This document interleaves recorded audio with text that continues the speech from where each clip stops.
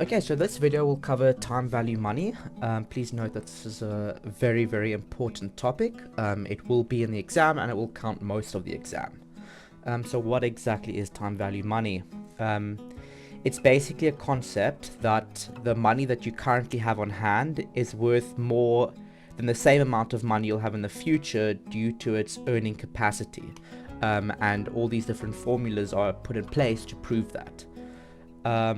You can do all of it on your financial calculator, but that takes too long and is honestly too complicated to learn all the different things you can do and all the different formulas you need. So we suggest rather using the spreadsheet. It's much quicker and easier to understand, and honestly more ironclad, less user error.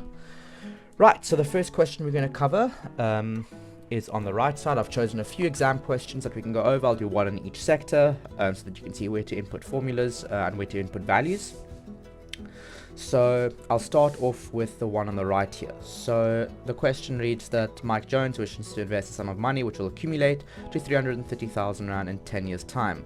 How much must be invested today? So that's the key question in it. How much must be invested today, or in other words, present?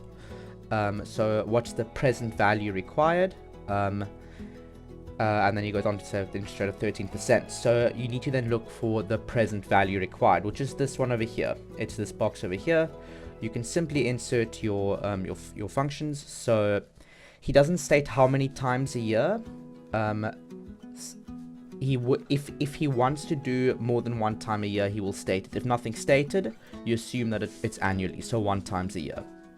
He does give you the future value, so that's 330,000. You can ignore payment. That is for later, more complicated questions, and leave that blank. He obviously doesn't give you a payment cycle, so leave that blank.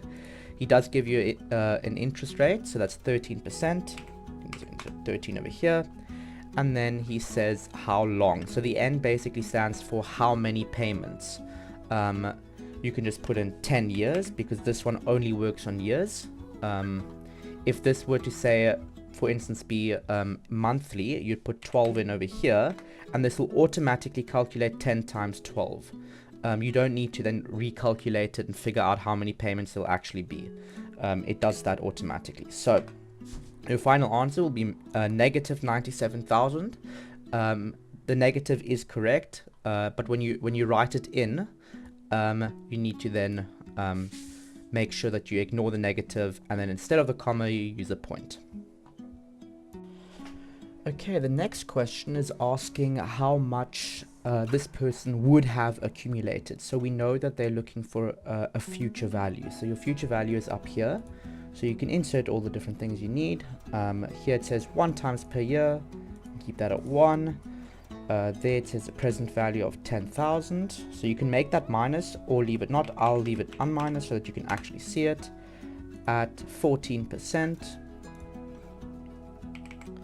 And then for 8 years, so 8 years over there, and there's your value, 28,525 or 525.86.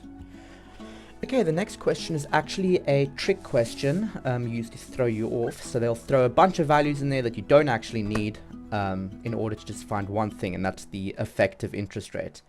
So you can do this in your calculator as well, but we've got a little table on our Excel sheet that also calculates effective rate as well as nominal rate.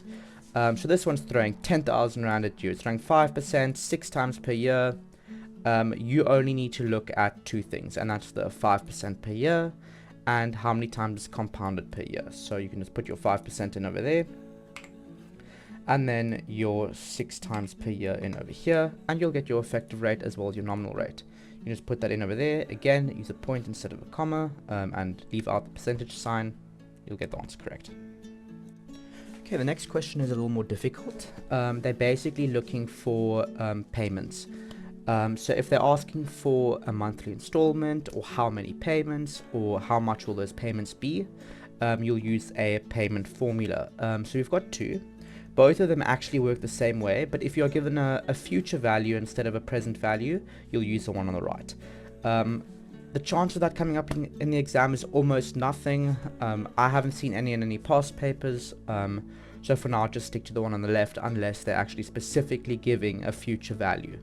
Right, so you can insert the values that are given. You know, the present value is 165,000. Right over there. You know that it's gone for 72 months, which is 6 years. So this works with years, so you need to change that to 6 instead of 72. And you know that it's monthly. It's monthly over there, and it says 9%. There it all is. Again, it'll be negative. You don't put the negative in, and you use a point instead of a comma, but the answer is correct. Okay, so you might receive a question where they ask for the values as well, not just the answer. And this can be a bit tricky because our spreadsheet only focuses on years instead of how many payments there'll actually be. So you can actually just insert the information over here. I've already done it. So this question asks 2 times per year at 18 years, and then gives you how many installments there'll actually be. So don't put 18 in over here. You put this number in over here. So 36, you can see the answer is right. So you will notice there's a few other boxes around here, here, on the right, here. Most of these we've just added as an extra precaution. None of them we've actually seen in any past papers. They're quite self-explanatory. You insert the values that are needed and in the blue highlighted boxes, and then you'll receive your answer. So that's just a precaution. You don't need to fret over that. Rather focus on the 3 boxes to the right, to the left, and then the effective and nominal box over here.